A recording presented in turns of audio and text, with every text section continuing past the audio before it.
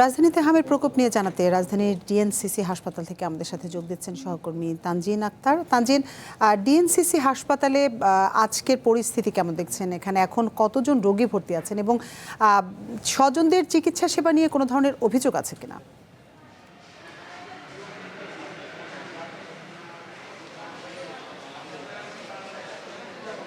আতিফা, আমরা যখন এখানে আসি সকাল থেকে আমরা দেখেছি যে ক্রমাগত শিশুদেরকে নিয়ে যে অভিভাবকরা রয়েছেন তারা কিন্তু আসছেন এখানে।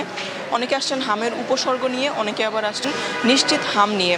এমনও আমরা কিছু ঘটনা দেখেছি যেখানে শিশুর আগে হাম হয়েছিল, পরবর্তীতে আবারও যখন সুস্থ হওয়ার পরে আবারও হামের উপসর্গ দেখা দিয়েছে, সেজন্য তারা আবার এখানে এসেছেন চিকিৎসকের শরণাপন্ন হতে। যদি একটু এখানে দেখানোর চেষ্টা করি, এখনও কিন্তু এখানে রোগী রয়েছে। সকাল থেকে বেশ কিছু রোগীকে আমরা দেখেছিলাম যে ডিউটি ডাক্তার রয়েছে তাদের সঙ্গে দেখা করতে।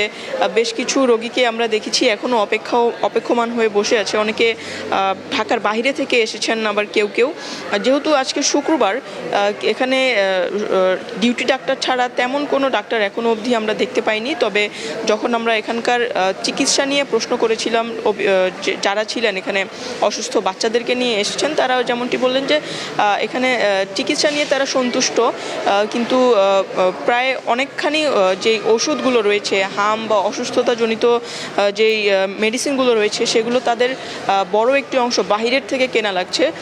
অনেক এখানে বাবা মা আছেন যারা দিনমজুর বা যাদের জন্য এই চিকিৎসা ভারটা বহন করা তেমন একটি সহজলভ্য উপায় নয়, তাদের জন্য এই ওষুধগুলো বাইরে থেকে কেনা কিছুটা কষ্টকর হয়ে যাচ্ছে, এমনটি তারা আমাদেরকে জানিয়েছেন।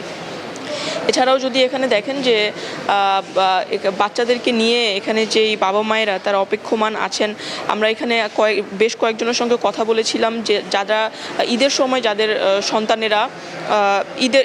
যাদের সন্তানেরা অসুস্থ হয়ে পড়েছিলেন তারা এখানে এসেছেন, এবং ঈদের আগ থেকে অনেকে আবার ঈদের পরের দিন থেকে এখানে ভর্তি রয়েছেন।